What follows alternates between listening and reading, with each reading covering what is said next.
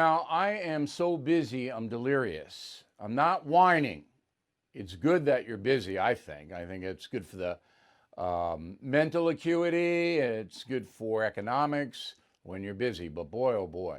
And, I'm not an internet guy. You know, I'm a kind of Luddite guy. I don't really understand or care about all this cyberspace stuff, but we are now, I believe, the most successful internet news service in the world.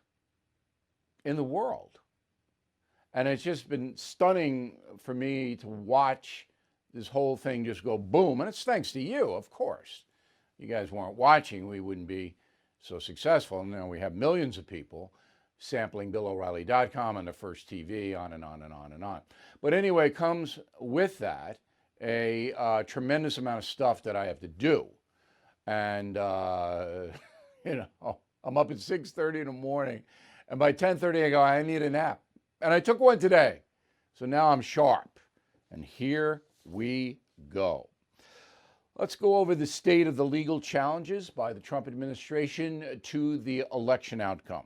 The most important one, and the only one that could stall the inauguration of Joe Biden, is in Pennsylvania, where the Trump administration has filed with the Pennsylvania Commonwealth Court. All right. They want a stay of the vote until the ballots filed after Election Day, November 9th, November 3rd, I should say, after Election Day, are thrown out. Now, that's not likely to happen in the Commonwealth of Pennsylvania, so it'll be appealed up into the Supreme Court. I don't know if the court's going to take it or not. Depends on the wording, because the Trump administration basically said, look, the authorities in Pennsylvania illegally violated their own law, and you, the federal government, are going to have to stop it. Okay, so that is in play, and that's really, in my opinion, humble opinion, the only one that could put the brakes on. There's another lawsuit in the Commonwealth of Pennsylvania, in Allegheny and Philadelphia, Allegheny County, that observers were not allowed to watch the vote count. And I think that's true in some cases. But does it rise? No. And again, in my opinion, this is all my opinion. Now, in Michigan, where the vote is a little bit more, see, it's about 45,000 in Pennsylvania, it's about 150,000 in Michigan. The Trump administration is suing Wayne County, saying they violated all kinds of laws, and the status is pending. The suit is in the U.S. District Court, so it's higher than the suit in Pennsylvania. Now, the problem with all of this is, if the Supreme Court ultimately decides to put a stay on the election, there'll be violence in this country. You know there will be. All right? So what we see in Portland, what we've seen in Seattle, Minneapolis, Kenosha, Wisconsin, you can see it everywhere. Big violence. So the court knows that. And authorities know that. And therefore, that is a factor in these rulings. Maybe it shouldn't be. Certainly the Constitution does not say, well, if you're afraid there's going to be violence, you shouldn't rule the proper way. Constitution does not say that. The law is the law. But it better be pretty darn big. And because you got to take into account the psychology of the Supreme Court justices. Now, 3 of them are never going to vote to stop the election. Those are the liberal justices. But the other 6 could. I don't believe Roberts would. So that's 4 that won't. And I don't know about Amy Coney Barrett. I mean, she's never been tested. So all of this is speculation. But what isn't speculation is that the 2 lawsuits that are very serious, one in Michigan and one in Pennsylvania, are winding their way up. Now, as you know, in early December, the states will certify the vote. Once that happens, that's it. Once the certification happens, the feds are not going to intervene. So we have about 3 weeks. We, I mean the United States of America. So that's where we are. But the violence factor is real. It's real. And it's terrible. It depresses me to think about it, that we could live in a country where violence can affect what's right. But I think if the Trump administration comes up with something massive, and the only thing that could really be that is if the Georgia recount vote tomorrow night, midnight Wednesday, flips it to Donald Trump. Then we have a not whole new ball game, but extra innings. Okay, so let's move ahead. Donald Trump himself realizes it's a long shot that he keeps his job. He knows. And he's not going to do anything crazy because he knows he has another shot at this 4 years from now. I don't know whether he gets the nomination. I don't know whether he wants it. But if he does want it, he's got 73 million votes the last time. So he's got to take that into account. The only president of the United States who was ever elected twice, non-consecutive terms, was our old pal Grover Cleveland. Throw him up there. There he is. Former mayor of Buffalo, New York, former governor of New York. Now, Grover, in 1884, beat James Blaine. Wow, James Blaine. And he became president. In 1888, Grover lost to Benjamin Harrison, although he beat Harrison in the popular vote. But Harrison had more electoral votes. And then Grover was so teed off, a la Donald Trump. There's Benjamin Harrison, another exciting guy. But Grover was so teed off because he won a popular vote, but he lost the electoral vote. He came back in 1892, and he beat Harrison. And he's the only president, Grover Cleveland, in history that won 3 popular votes consecutively.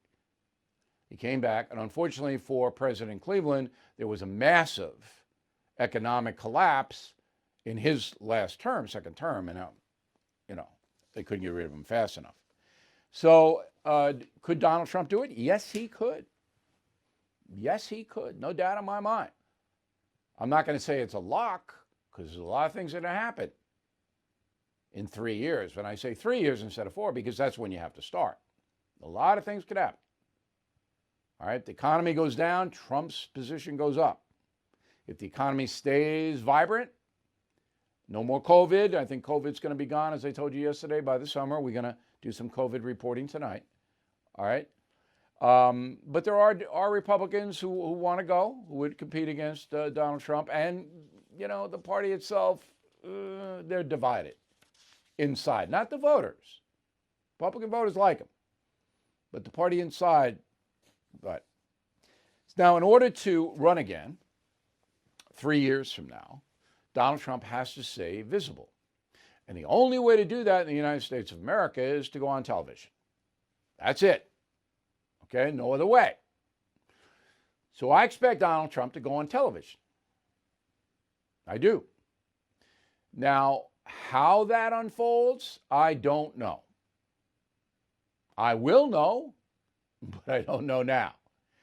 Trump himself doesn't really have a preference. He's listening. He's listening. But he doesn't have his mind made up on anything. It's all speculation.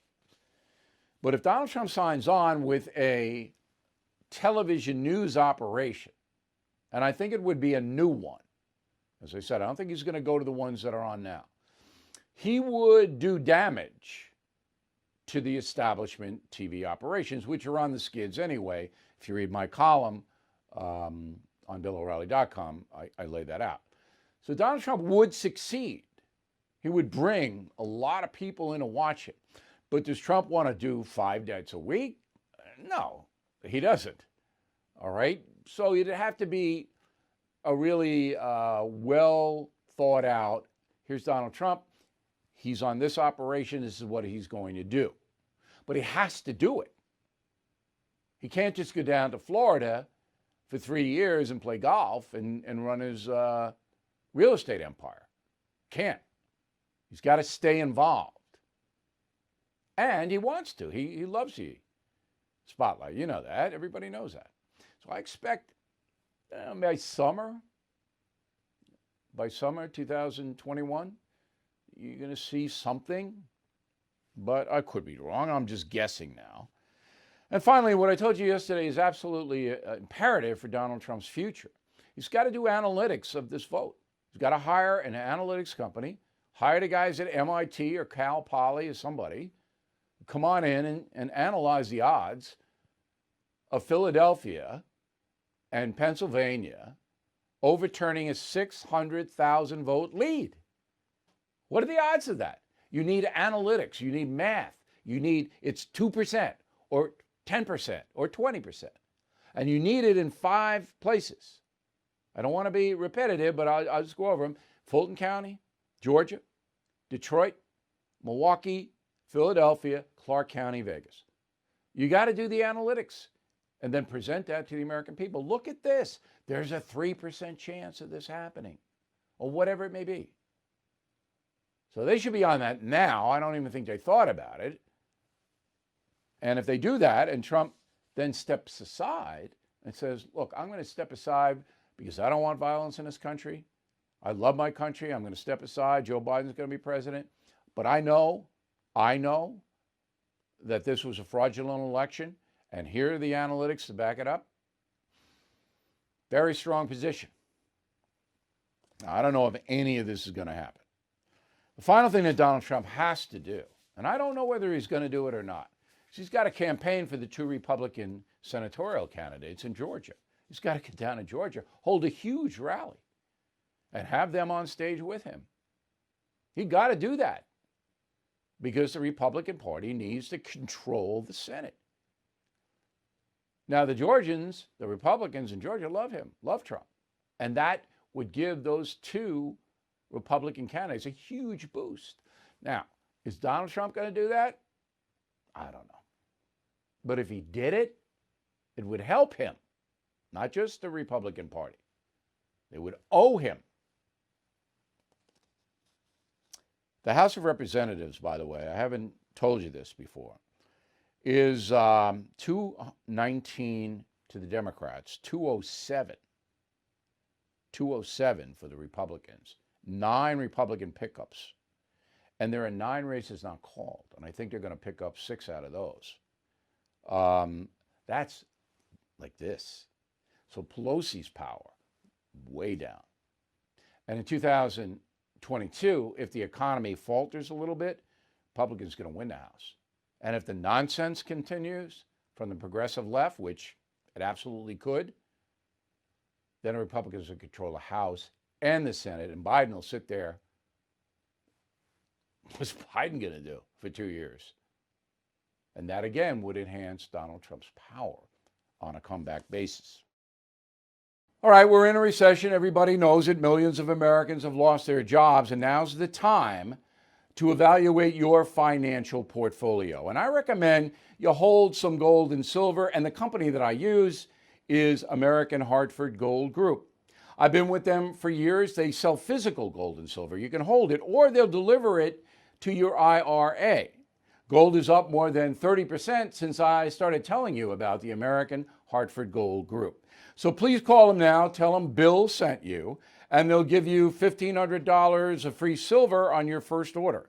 The number is 877-444-GOLD-GOLD, 877-444-GOLD-GOLD, or text GOLD to 65532. So what about the vaccine legally? Legally. We assume it's going to work. You know, Pfizer and Moderna, I mean, those are the biggest. You don't get bigger. We assume the FDA will see the data. They'll approve it. By the end of this year, it'll be out, and then it'll go wide in the first part of 2021. But what are the legal ramifications? Can anybody force you to take it? Let's bring in a very smart guy who is in San Francisco. I'm glad you're not outside, counselor. All right, Joseph Tully is an attorney who is studying the constitutionality of the vaccine. So first of all, can any government, federal, state, local, force an American citizen to take the COVID vaccine? The short answer is yes. This was a case decided in 1905 by the United States Supreme Court, Jacobson v. Massachusetts. And in that case, the High Court decided that a state may require vaccination if the Board of Health deems it necessary for public health or safety. That's sort of what the legal analysis will boil down to. That is what the pro-state power to vaccinate will argue. There are some counters that I believe can be made to this, however. All right, 1905. Now, this is a state and local decision, not a federal decision, correct? No, this is a decision that went to the United States Supreme Court, but it deals with whether or not a state, through its police power, can enforce mandatory vaccines. Because there's a difference Correct. between a state and then the feds saying, hey, everybody's got to get vaccinated or the FBI is going to come and take you away. So let's stay with the state. So you're saying, based on a 1905 Supreme Court decision, that any state can order all people living there to take the vaccine, correct? Correct, if the Board of Health deems it necessary for public health or safety. And it will. And I think, sure, certainly it will. It will. Now, the federal government doesn't have that same power? No, this would be a police power reserved to the state. I think the federal government could have some arguments if it wanted to take that route. For instance, they would have to prove some kind of jurisdiction. So they would have to say, we have jurisdiction over this virus because the virus doesn't recognize state lines. This is a national problem. It needs a national solution. And anytime a person who has a virus crosses the state lines, that gives the federal government power. So there is enough gray area in the law where it could become mandatory by the federal government. And that's a pretty powerful argument.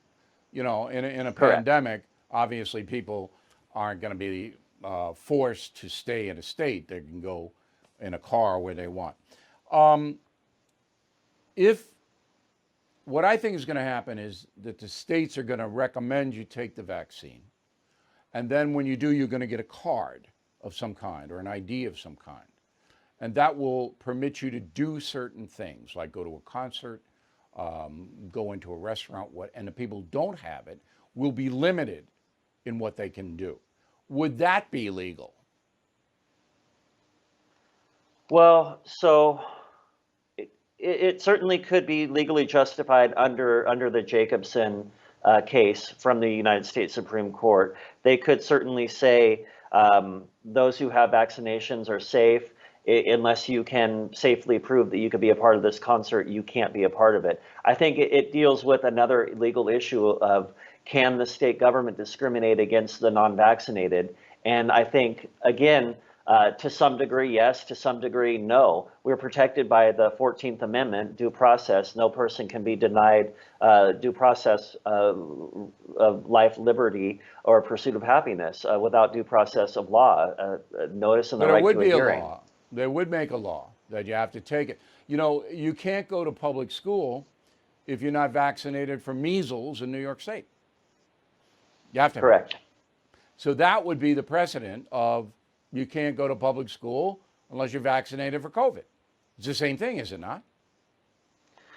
I think that would be the legal argument, yes. If you can't go to school, you can't go to a concert, but then where does it go? Where does it end? You can't go to a grocery store. You can't go to the movie theater. You can't have Thanksgiving dinner or celebrate Christmas. You can't go to church. Then I think we get into more protected areas that would be analyzed a little bit legally, different legally.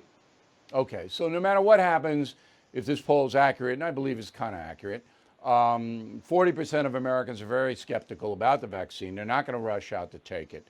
And, you know, if 40% of the population isn't inoculated, then the pandemic is going to continue on a fairly robust level, correct? Well, I think that would be determined up to the scientists, but I think the counter to the mandatory vaccination would be Sweden. Sweden went with herd immunity. They had less deaths than other countries, and they're open for business, and that would be the counter. This is herd immunity would be a less intrusive means of accomplishing the same thing That's that a theoretical. forced vaccination would. And just this week, our pals in Sweden shut down the whole economy. Did you know that? I was not aware, no. Ah ha ha! Everything in I've been Sweden shut down. studying, yeah. Everything. Okay. All right, didn't work. The herd didn't work. So I don't think we're going to have that. Final question. You're in San Francisco. Am I overstating the chaos in that city? It's livable. I think the Bay Area is it's you're not overstating it. I mean, you can go out, you can live a life in San Francisco. It's a beautiful city, but it's not at its height right now. I think you could safely say that. I think so. And by the way, you have to shoot the zombies in the head. So if you hit them in the knee, it doesn't do anything. You got to do that. Hey, Counselor, thanks very much for your expertise. Really appreciate it. We're on this story, by the way, of the vaccine. We are on it. So stay here because we're way ahead of it. Many of us are worried that our 401ks and retirement savings, everything we worked for over a lifetime, could evaporate. With all the fake news, it's important to have an independent expert in our corner to preserve and grow our savings. It's simple. So please meet Silicon Valley angel investor and 5G expert Jeff Brown of Brownstone Research, whose only obligation is to us, to you. His newsletter, The Near Future Report, shares his analysis on where the stock market is going and when, which stocks are poised to rise and fall, and new ways to profit from the exploding tech market. His track record is amazing, so please go to bill5g.com. It's easy, bill5g.com. You will thank me. Now for a very important story that only we are covering. I shouldn't say only, I can't monitor everybody, but I haven't heard it anywhere else. So you know about this Congresswoman Ilhan Omar from Minnesota, right? So we reported a few days ago that she gave her husband's business close to $3 million while she was running for re-election this fall. There's the husband, okay? Tim Minette is the owner of the E Street Group. So Omar, who raises about $6 million to run, gives half of it to Tim for consulting. Here, Tim. So who do you think that $3 million benefits? Might it be Miss Omar? Come on. This is the biggest scam in the world, but it's legal. All right, so the law says if you are a sitting congressperson, you can't hire family members, but during the campaign, you can. Not when you're in office, but when you're campaigning, you can. So Tim gets $3 million. Now, there is no better illustration of corruption at the federal level than this. So Omar raises $6 million, a lot of it from California, Hollywood money. She's a member of the Squad, the far left socialists. She's a racist, in my opinion, my humble opinion. Let me put it this way. She says racist things. I don't want to be like the opposite. I'm not going to call anybody a racist. That was wrong, and I apologize. She says racist things. Let me give you an example of one thing she said. Go. I would say our country should be more fearful of white men across our country because they are actually causing most of the deaths within this country. And so if fear was the driving force of policies to keep America safe, Americans safe inside of this country, we should be profiling, monitoring, and creating policies to fight the radicalization of white men. Skin color. It's what it's all about for her. All right. So that was the scam. I call, very respectfully, by the way, very respectfully, Kenny Marchant, congressman from Texas. There's Kenny, former mayor of Carrollton, Texas, a suburb of Dallas. And Kenny represents suburbs between Dallas and Fort Worth. So Kenny is on the House Ethics Committee. In fact, he's the minority chair, Kenny Marchant. So we say to his staff, Bill O'Reilly would like to speak to Kenny about an ethics situation. Kenny refuses to take the call. Now, if I were still doing the factor, you know darn well Kenny would have grabbed the phone out of the guy's hand. But now he doesn't really know what we do. And Kenny really can't be bothered speaking to a constituent, former constituent. I used to live in Dallas. Kenny wouldn't take the call.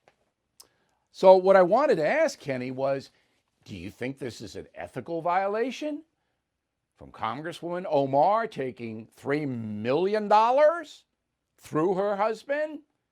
You got to look into it, Congressman Marchant. That's all. That's all I wanted to ask Kenny. Kenny wouldn't take the call. So you may want to catch up with Kenny. And here is where Kenny can be found. Put it up on the screen, please. All right. So there it is.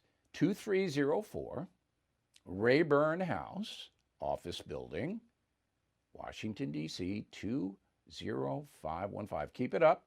Keep it up there so people, and I always recommend you watch with a pen and paper, Kenny Marchant.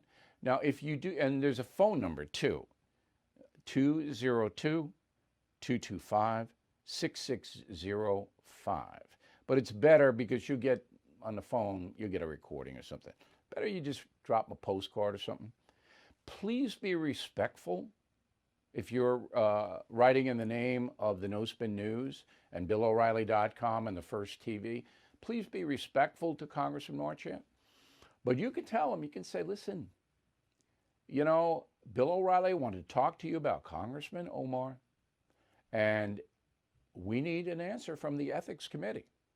This is corruption. This is why the federal government is so corrupt, because they find these loopholes and enrich themselves. Congresswoman Omar is a phony. She's a radical left socialist who squeezed $3 million for her husband and herself out of the campaign. I mean, that's corrupt. That's what that is. And Kenny should be all over it, but Kenny doesn't really want to. Now, Nancy Pelosi just reelected as Speaker of the House. You think she's going to look into Congresswoman Omar? No, she's not. Nope. Because how many congresspeople have done this? I can't give you a number, but you know Omar is not the first one. This is an easy scam. But nobody's going to do anything about it. And that is why we have a corrupt federal government. And Kenny, you can make a comeback, man. I'm still like to talk to you. Maybe we'll do an interview here. Think Kenny do an interview with me on a factor he would claw to get on. But Kenny doesn't realize that millions of people are watching this program now. He doesn't know that. Let him know. I hate this. I hate corruption. I hate it. If you are over the age of 50, I have an important message for you. There's a true alternative to AARP, the liberal retirement group that lobbies in favor of progressive policies. For less than $20 a year, an AMAC membership gives you members-only pricing on car insurance, roadside assistance, discounts on hotels and travel, cell phone plans, discount dental plans, and on and on and on and on. So please join more than 1 million fellow Americans right now at amac.us. And yes, I am a member. Visit amac.us, amac.us. National anthem. Now, this is a story that just fascinates me, so hang with me here. The beginning of the National Football League season, September 10th, bunch of players kneeled down, all hell broke loose. You remember, ratings went down for the TV, everything. I thought merchandise sales would go down for all the teams. Apparently they have not. My crack staff says, you're wrong, O'Reilly, because I said on a call, I think the sales are down. No, they researched it. They're not down. fact, they're up a little bit, but they're heavily discounting the stuff now. But I don't think I hit that one. What I did hit was I predicted that all the teams, very quietly, the owners, would stop the national anthem from being played 5 minutes before the game begins so the TV cameras could see it. See, when the football game starts at 1 or 4, whatever it may be on Sunday or Monday night or Thursday night or Sunday night, there's a little bit of a grace period before the kickoff and the announcers come, all right?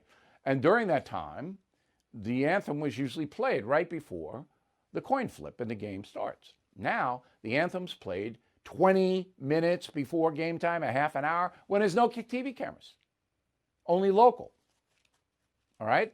And the teams don't come out of the locker room. So how it goes down is both teams go on the field, they work out, they stretch, they kick, they do that, they do that. And then they go in the locker room for a final coach briefing. When they're in the locker room, that's when they play the anthem.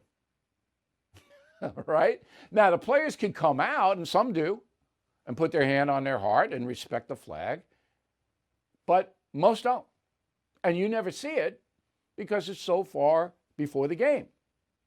This was by design. And nobody has said a word about it. Not one owner. Goodell is the commissioner. He didn't say a word, nothing. Been no tweets, no emails, blackout. They had to make that controversy go away. And that's how they did it. All right, there you go. You're not going to hear that anywhere else, that's for sure. University of California has 19 campuses, I believe. 10 campuses. That was close. 10 campuses, University of California. 285,000 students. Biggest university system in the world. Okay. Now, the University of California wants to abolish campus police and not cooperate with local police. I'm going to throw 2 full screens up. All right, here is University of California, Santa Barbara, English assistant professor Felice Blake. Quote, "We are scholars, faculty, staff, students who are deeply concerned with what the whole nation has seen in regards to the police, their use of violence and murder, especially black and brown people. We're here because we want change. We want it now. We're arguing for abolition of the police." No police. No, we don't want anybody. Here's another one. UCLA professor of urban planning, Ananya Roy. Quote, "We as faculty feel very strongly, as long as UCLA collaborates with the LAPD, it will be and must be held responsible for the police violence that takes place." So these nuts, these loons, paid for by tax dollars in California, well, ain't police. So if the professors, Blake and Roy, they get assaulted or something bad happens to them, I don't know who they're going to call. I mean, who do you call? No, but police. We don't want police. There you go. University of California, and fine schools there too. I mean, come on. All right, let's go to the vaccine because this is out of control and it's influencing. I had to change my Thanksgiving plans because the COVID thing here in New York is starting to rise again. It's crazy. And I can't expose my guests to any, if there's a 1 in 10 chance, I can't take it.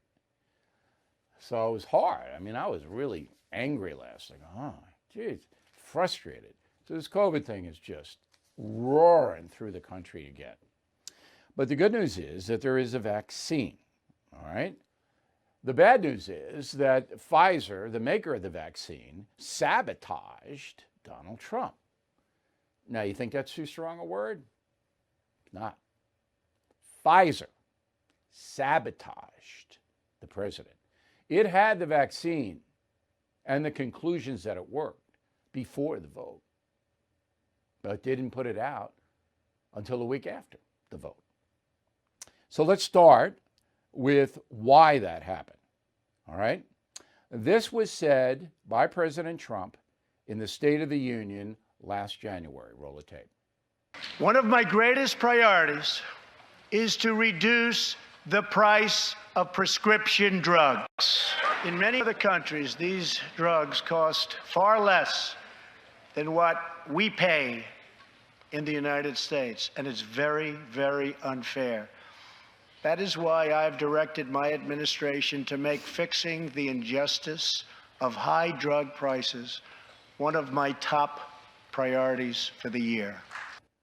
I made a mistake. That was 2018. He said that, not this year. Okay, so the drug companies don't like Trump. All right, now he didn't manage to drive drug prices down much, but he did a bit. And they don't like him. They want him out. Okay? So on August 22nd of this year, and again, I'm sorry about that error for the State of the Union, Donald Trump tweeted, quote, "The deep state or whoever over at the FDA is making it very difficult for drug companies to get people in order to test the vaccines and therapeutics. Obviously, they're hoping to delay the answer until after November 3rd, must focus on speed and saving lives," unquote. Trump knew the fix was in August. Now, Pfizer, in an email, said this, quote, "Pfizer and the others probably didn't have the courage to make this historic announcement before November 3rd. This was said by the Trump campaign, all right? Because they hoped it would keep me from winning big. Truth is, if Joe Biden were president, you wouldn't have the vaccine for the 4 years, nor would the U.S. Food and Drug Administration have ever approved it so quickly. The bureaucracy would have destroyed millions of lives," unquote. So that is from the Trump campaign, quoting the president himself. I'm going to take the politics out of it and go back to the fact that Trump knew that Pfizer was not going to help him in any way. So then, to prove that, this week, Pfizer head of research and development for the company, Dr. Catherine Jensen, said, "We were never part of the warp speed." That was Trump's movement to get the vaccine quickly. "We were never part of the warp speed. We have never taken any money from the U.S. government or from anyone," unquote. Well, that's deceitful because they signed a contract with the U.S. government for $1.2 billion. And they were involved with Operation Warp Speed. So Pfizer lied to the American public because it knew that they played politics with the vaccine. Okay, let's go on to the mail. Bill at BillO'Reilly.com. Love to hear from you. Bill at BillO'Reilly.com. Very simple. Name and town, please, when you write to us. So this is William. "The truth is that Donald Trump has lost this election. Nancy Pelosi is evil. Kamala Harris is dangerous. And the media's propaganda has divided the country. That's all true. I just hope Joe Biden will stand up for his country. Thank you, Mr. O'Reilly, for educating me. I'm not very optimistic that Joe Biden will stand up to anything. I could be wrong." Miller on the message board at BillO'Reilly.com. "Without that demeanor, Donald Trump would never have gotten 74 million votes." Look, if you don't want to think that Donald Trump went overboard in some of the things that he did, including the first debate, that's your opinion, Miller. But I'm telling you that if he had moderated just a bit, he would have won. Maryland. "Barack Obama is an arrogant, self-righteous opportunist, and it puzzles me how you, Bill, can say you like him and then say what you did about him. He divided our country and was corrupt to a degree we'll probably never know for sure. There's a difference between personal and vocational. That's the best word. Okay? So I was as tough on Barack Obama as anyone. Look at my 3 interviews with him. But I was respectful to the president, as I should be. In person, I liked him. We had a lot of good conversations. And I think he tried to help the kids. And I helped him help the kids. Yes, we have another one. Denise. "So an analytic company could prove it was impossible for Biden to win and he still gets to be president? Doesn't seem right." It's not right. Life isn't fair. But let's get the facts. John Roche, Indiana. "I disagree with you, Bill, on your prediction that both the Republican candidates in Georgia will win. With all the voter fraud which exists, the election will go to the Democrats." A lot of people watching. A lot of people watching this. Miriam Morani, Big Bear Lake, California. Nice place, right outside of LA. Bill, thank you for speaking the truth, even though it makes me sad. The Democrats and the media now realize that they can play every dirty trick in the book and win. This is going to empower them even more, and they'll do the same thing next time around. Hope not, but it's possible. Legia, Bill, I can hardly watch TV anymore. The mainstream media needs to be held accountable for their censorship of facts, and Twitter, Facebook, and Google need to be held accountable. Not this time around.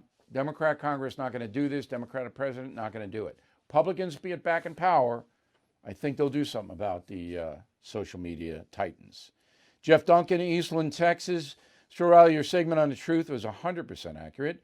I'm a Trump supporter and a little down that he won't get a second term. But not all is lost because of the genius of the founding fathers. We have a government of checks and balances. In 2 years, Republican could surge. So don't get too bound. Thomas Carter, Evans, Georgia. Tonight's broadcast was the best I have ever seen. Thank you for having the character and courage to defend the truth. I can handle it, and I want it, even though it's hard. That's what being a patriot's all about, Thomas. Gene Denzel, Austin, Texas. Just got my mugs and doormat. As usual, top quality. But I am calling to give a 5-star rating to your mailing people. Everything was wrapped and packed with great care. We respect you.